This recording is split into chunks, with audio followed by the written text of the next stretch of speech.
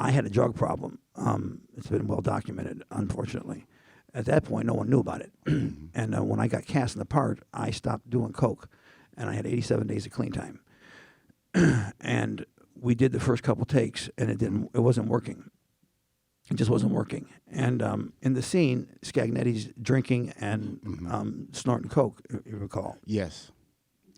And I just got it in my mind. I don't know if I needed to do it or not, but I had some coke. I brought some coke with me, just in case I decided not to do it, started doing it again, whatever.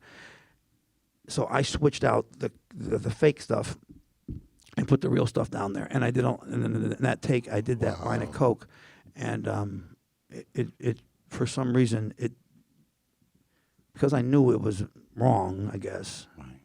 It got me in there. I was able to then say, "You ever been strangled?" Right. I'm just kidding. And kind of embrace that.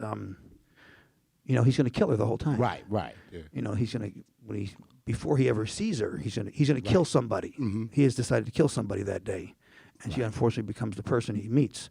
So doing that act of I guess to me, which was I guess a sinful act, it was able to get me into that zone, and I was able to do the scene.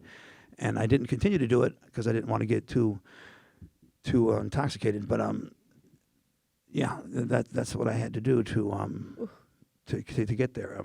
Right. But whatever works.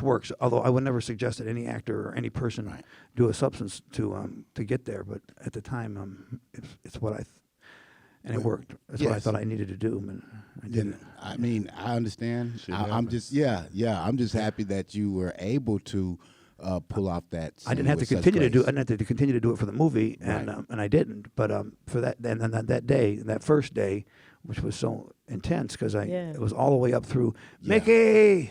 I'm coming to get you. Right, you had already. That's where it started out with her dancing around, and I go, hey. I'm your protector. I'm Jackson. I'm the big bad wolf. You read my book? Yeah, Yeah. There you go. Well, that's awesome. Well, you go to think that poor thing. That was her first movie. Right there you go. Oh no! But just the actual stress of having to do that on your first day. But later on, you end up doing a thing about Texas. Remember that in Texas? You say, I don't talk like those. I don't talk like those assholes. I meant those other assholes. Exactly. Man, you got it. Well, that's funny. You don't talk like you from Texas. Well, I'm not. I meant those other assholes. Yeah. With Tommy Lee Jones. I gotta say that that's awesome. you're actually in 3 of my all-time favorite movies, which is Natural Born Killers. Huh? Devil in a Blue Dress. No. Natural Born Killers. Heat and Saving Private Ryan. Good movies. Those are 3 good ones, huh? Great movies, yeah. I'm really fortunate and blessed to have been in those movies. They were all great movies to do, and those filmmakers at the time I did them were all on their game. All 3 of them. Dope. Oliver, Michael, and Steven Spielberg. Here go the thing. We know, like, of course, you say it's been well documented, and you still are my favorite to this day. All right, so just know that. Let me ask you this here though. Because you knew those people, because I know you saw things through a different light, is there any truth to like the Illuminati conspiracy or people that's running Hollywood, particularly that are bad? It's absolute 100% unadulterated bullshit. Wow. That's awesome.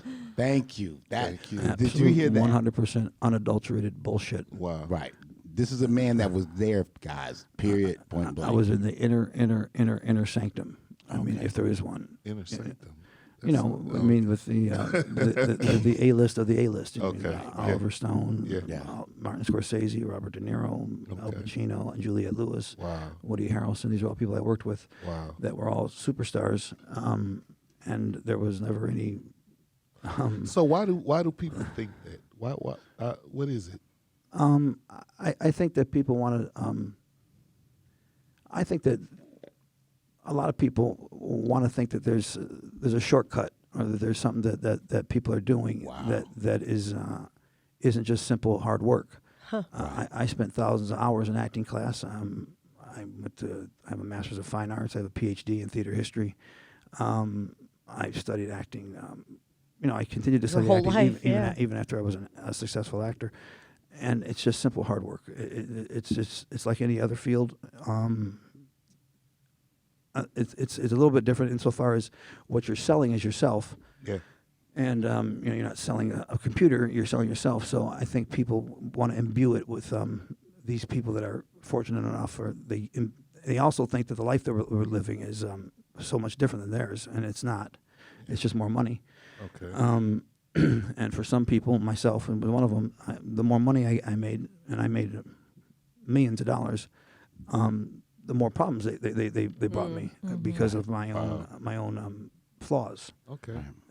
But there was no Yeah. No okay. secret Go- cult. yeah, there Right, was no no, secret cult Wow. or nothing like that. kill So- kill this 7-year-old I know, boy. right? Y'all not like sacrificing people Right. in the back room No, before no, the scene. Right. There's Skull and Bones. I mean, I went to Yale University briefly, and there is a Skull and Bones fraternity. Yeah, But I've heard of that. The things that go on there, I mean, they're just not going on there. The Yeah. things that people think are going on there. It just Oh. happens to be, America's old rich, old money, Yeah, and some of our presidents were members. members. Yeah. Okay. George Bush, Bill Clinton, I believe. Yeah. And JFK gave a speech once about secret societies, and he was talking about, I believe, the Skull and Bones coterie in D.C. because they look out for each other. Yeah. Yeah. That fraternity does, Yeah. and they do. A lot of them are in the halls of power. Yeah. So Okay. Well, let me ask you this here, and that was a great answer, by the way. All right, and everybody who follows this man, you know his situation, his struggle, his everything, and he's have enough strength to say, hey, this is what happened. I fucked up. Sure Whatever. he's not a member. Yeah, I don't think he is. Okay. I don't think he is. Because he can say anything he wants. I right know, now. right? Yeah. Who cares about what I'm we're a, doing? I'm a member of Alcoholics Anonymous now. And I have been. Join the club. I tried to join it in 1991, and I finally made it through there, and I've been 3 years. Dope. Well, Yeah. Awesome. Yourself Congrats. included. You're a friend of Bill's. Huh? You're a friend of Bill's. Am I a friend of Bill's? Yeah. Are you an AA? No, Oh, that was that- no. that- he was- That's a AA speak. Oh, okay. No. Bill Wilson started the group, so they Nah, could just call him being sip friend a of- little bit every now and then. Right. Just, Well, yeah. let me ask you this here. Also, Dreamcatcher. That was a great. I love doing that movie. Yeah, I loved it too. I love what you did. In that particular alien movie, guys, sci-fi is about us Americans being killed by or being attacked by these aliens, but the true villain who seemed to be the villain really wasn't as bad as I thought. That's my opinion. He wasn't that bad. Which is, what's his name? Morgan Freeman plays this general, and Okay. you're the second, and that he's teaching you, and you made us like you instantly because the amount of care that you showed for the people behind the fence, and you listening to this man speak, and you're like, man, this man is crazy. It's the first time because I idolize him, and he's my commander. Yes, But he doesn't have any regard for these people that are ill. right. And then we have that scene where he goes, and we're pissing in the same latrine. Right. And I'm like, no, I'm not. Right. I'm not pissing in the same. I don't feel the same way as you feel.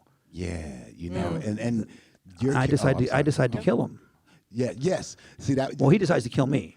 Yeah. You Well, turned we on him. kind of decide to kill each other. Yeah, but you had already actually betrayed him though, Right. because you started listening to old buddy from HBO, Tom Jane. Yeah, he got in your ear. Okay, And, well- oh, go ahead. I'm sorry. I'm sorry. No. No. Well, I have a paranormal question.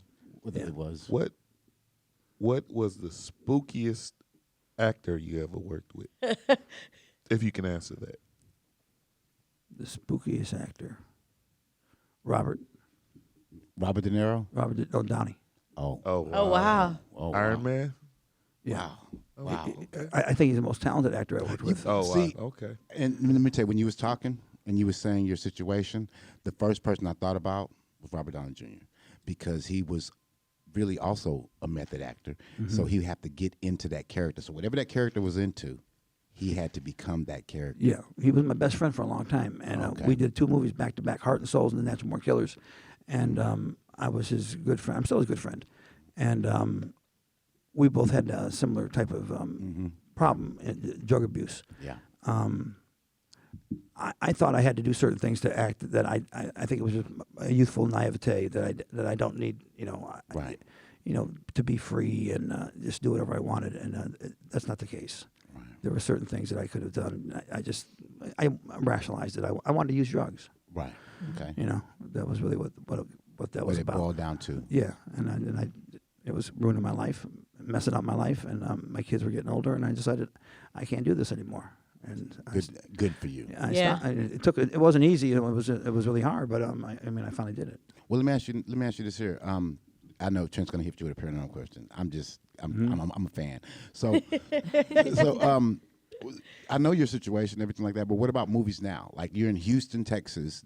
Are you actually doing movies here and everything? I just wrapped a movie here called Narco Sub, that has gone from a kind of a smallish type movie to I think it's going to be a significant movie.